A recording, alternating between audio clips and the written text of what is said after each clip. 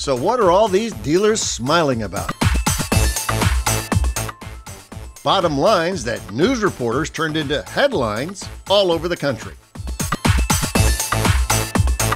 From the Detroit News, car dealers upbeat on future. From the Detroit Free Press, car dealers poised for a really good year. Optimism, sunnier showrooms, a big year in car sales. It's no wonder Stephen Wade had a little hop in his step.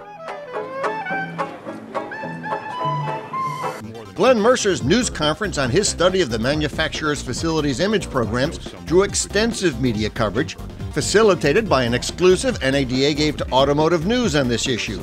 First, when NADA revealed it had commissioned a study. Later, when Automotive News was given an advance copy of the final report for release when the convention opened.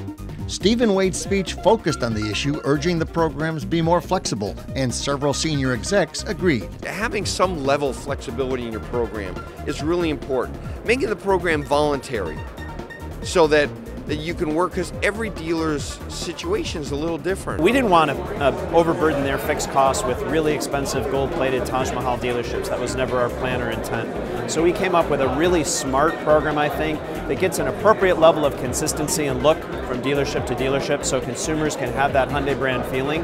But we recognize the dealership in Boston shouldn't be exactly the same as the dealership in Boise. I was able to talk to Stephen Wade and the team about a week ago. They took me through some of the top line findings. I actually think it's very progressive. Chrysler CEO Sergio Marchionne's industry keynote address on Saturday received a lot of play in the press.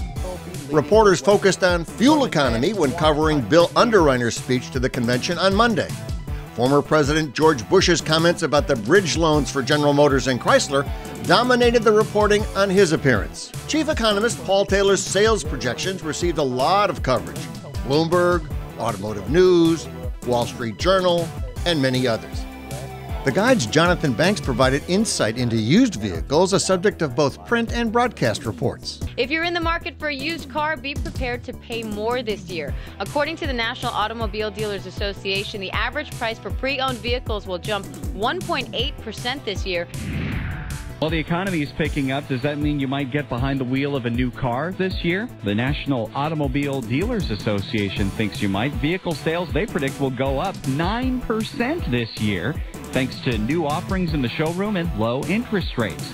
The National Automobile Dealers Association is expecting to see car sales reach pre-recession levels. The media was everywhere and created an avalanche of news coverage of this year's convention. This is John Spiropoulos reporting.